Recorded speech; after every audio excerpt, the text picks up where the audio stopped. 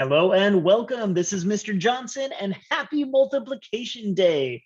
Today, we're going to be spending an entire day learning different strategies about how to multiply, what multiplication is, and how you can kind of go about thinking about it in different ways.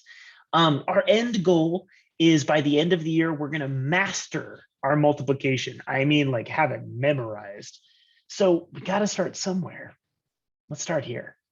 So join me. If you're following along with me, you may have a passport with certain problems inside that you can do alongside me. If not, no big deal. What I'd like you to do instead, if you're at home, is join me with some different practice problems, something simple. You can show me a couple of problems for each strategy as we do it. So that way you can get the practice. And don't forget, as we're doing this, model each strategy. I'm looking for a drawing. I'm looking for using some pieces in front of you and taking a picture. Whatever that may look like, I want to see a model. I want to see that you can put these numbers together to show different multiplication problems. So if you need to, pause the video, make sure you have every piece that you need. Join me when you're ready. And that's true for all of this. If you need to stop the video, give yourself some time to figure something out before you go on to the next strategy, do it. I'm going to go pretty quickly here, but it's going to be your job to go at your own pace. Okay, let's get started. So first strategy that I want to do, if you're in the passport, we're on station 7. And I know it's weird going towards the back of the station, but this is probably the heart of what multiplication really is. And that's repeated addition.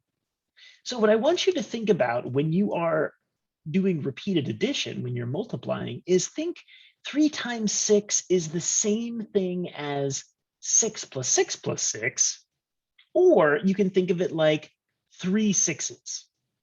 And the same goes through with a different problem. If I think of 4 times 3, I'm thinking 4 3s. 3 times 4 would be 3 4s. And we can show that with this strategy here by writing it out as a kind of a repeated addition line. 3 plus 3 plus 3 plus 3. And of course, working that out, there's multiple strategies. You don't have to add it all at once. That's okay. I can take 2 of these together to show 6. I can take 2 of these together to show 6. And I can add those up at the end if you don't feel comfortable doing it all at once. So that's okay. 6 plus 6 is, of course, 12. Now you'll notice that if I flip-flop my numbers, then the answer stays the same. If I swap these two and add 4 plus 4 plus 4 instead, well, 4 plus 4 is 8. And 8 plus 4 is still 12. So note that you cannot flip-flop numbers quite the same way with division. But with multiplication, if you flip-flop your factors, then the answer stays the same. So feel free to do that at any time. Okay, that's repeated addition. Stop the tape or stop the recording if you would like to get some time to practice. Here we go. Here's the next strategy. Next strategy is hoop groups. So you can think of this strategy for instance, 3 times 6. You can think of this as 3 groups of 6. This is just like you have a bunch of different groups with the same amount in each group. Very important that it's the same amount. If you're following along in the passport, this is station 1. So for instance, 4 groups of 3, well, I have 4 groups, 1, 2, 3, 4. And in each group, let's make this a little bit bigger, maybe paintbrush.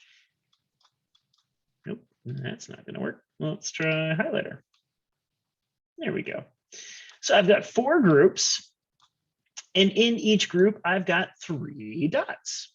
Now, this could be anything. This is multiplication represents real life. So maybe I've got 4 friends, and each one of my 4 friends have 3 toys that they're sharing, or 3 M&Ms that they're eating, whatever.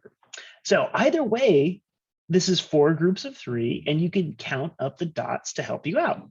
So 1, 2, 3, 4, 5, 6, 7, 8, 9, 10, 11, 12. Same thing, I can flip-flop the numbers and my answer stays the same. 3 groups of 4, it looks a little bit different. This time I have 4 dots inside instead of 3 dots. 1, 2, 3, 4, 1, 2, 3, 4, and 1, 2, 3, 4. Is it still 12? You bet. 4 plus 4 plus 4 is 12. See if you can do some practice problems on your own. Pause the video. Join me when you're ready.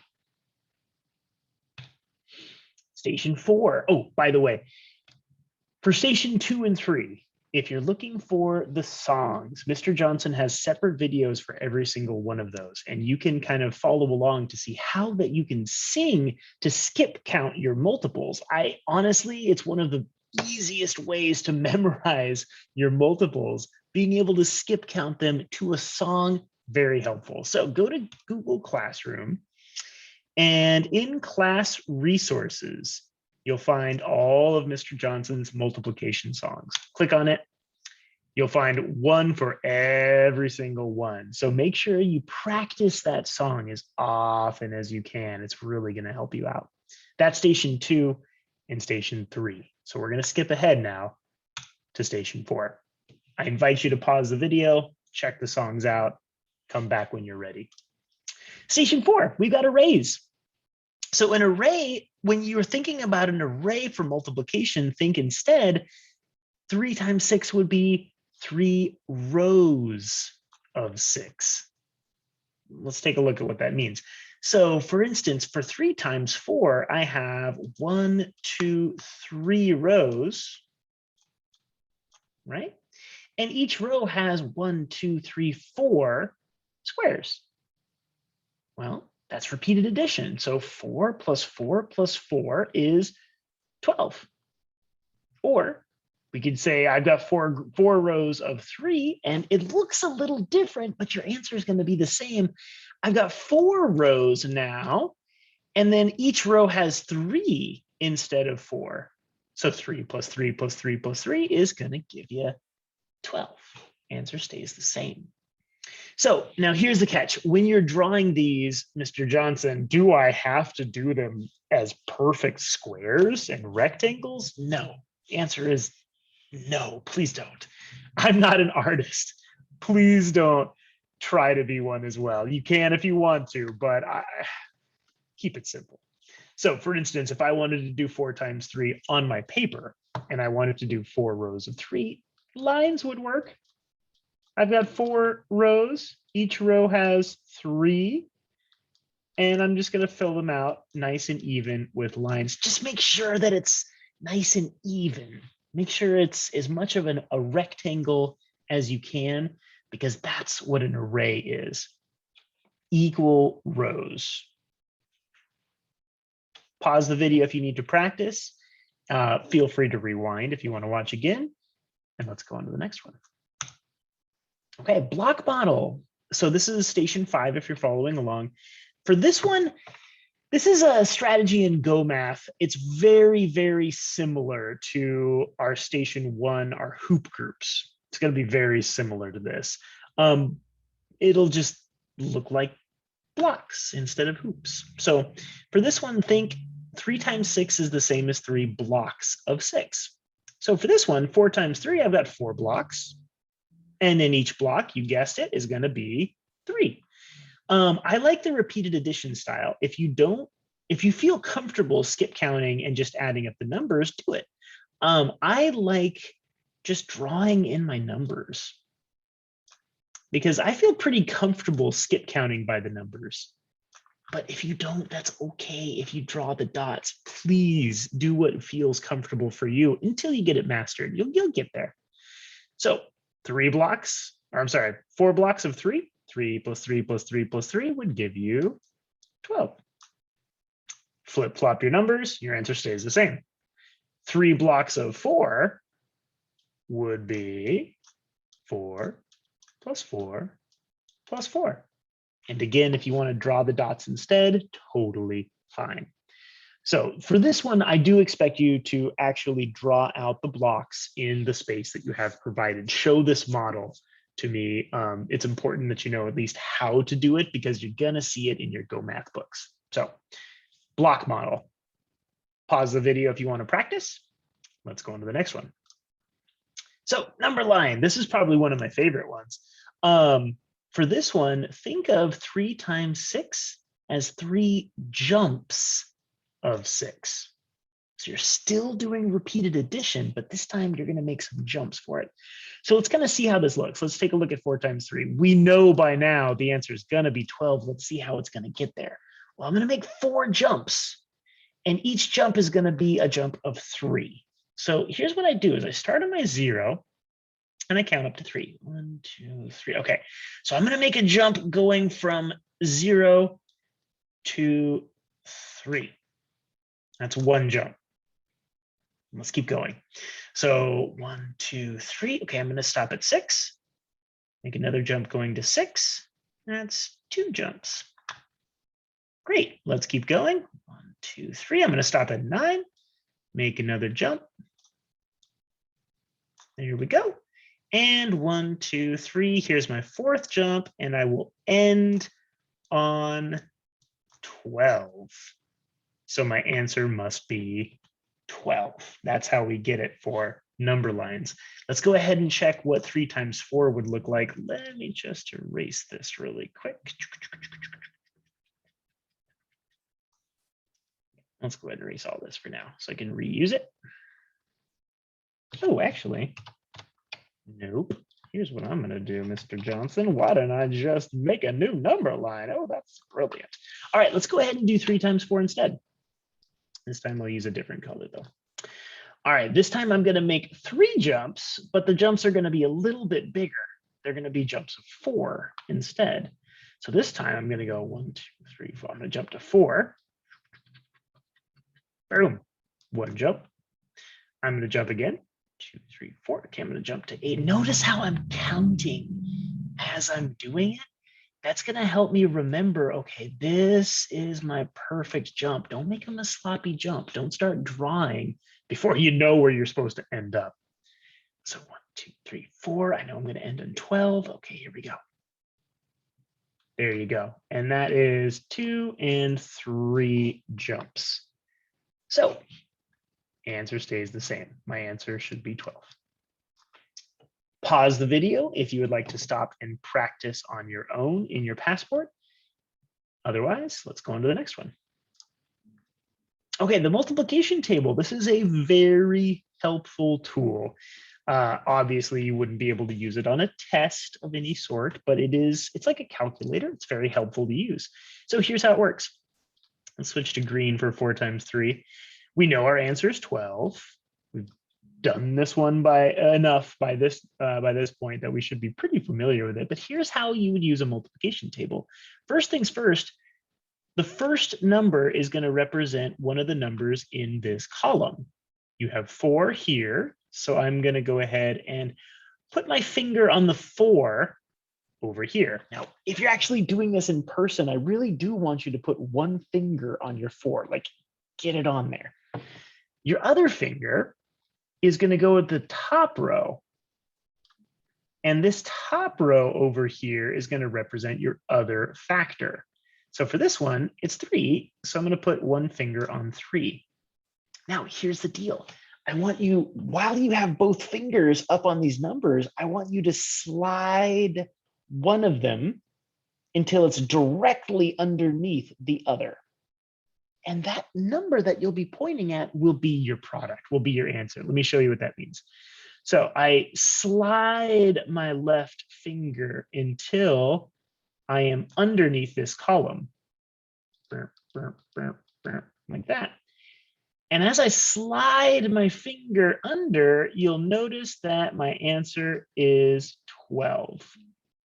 You can't really see that, so let me just go and erase that. There we go. It's 12. Let's try it with 3 times 4. So put your left finger on the 3. Put your right finger on the 4. And you might be thinking, Mr. Johnson, where's the 3? Where's the 4? Think the outside edges. The 3 goes on the far left edge. The 4 is the top edge. And then you're going to slide a finger. So slide that finger so that it's underneath the other finger. And boom, the number that you end up with, where both of these rows and columns meet, that's going to be your answer. It is still 12. Very helpful tool. So get some practice using it. This one is tricky.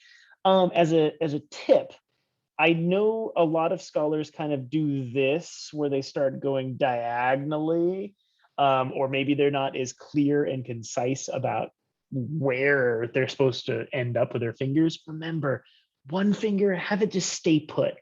Have it be your guide. The other finger goes to it. That's a good strategy where you can only just keep one finger moving. It'll help. It'll help. Okay, pause the video if you'd like to practice. Let's go on to the next one. Oh, nope, that's it. The last station I wanted to show you, station 10. There is station 9, which is multiplication problems. So for that one, read the questions carefully. We are still multiplying, and I'd like you to use the strategy that you see. The big thing I want you to recognize when you're doing a word problem is you are very likely to see this word, and you'll see it in both multiplication and division. So look for it. It's the word each. You might say, well, let's go ahead and pull up one of our word problems. I will go ahead and just read it to you just for the time being. Okay, here we go. There were 4 frogs in the pond, and they were hungry. 4 frogs. Each frog ate 3 dragonflies. How many dragonflies did the hungry frogs eat in all? Do it based on your strategy, but look for this word each. It means multiply. It also means divide. So you really have to be careful. I'll teach you the nuances of that one later. For now, look for it. It means multiply. Okay, and the last station, station 10, is multiplication tricks.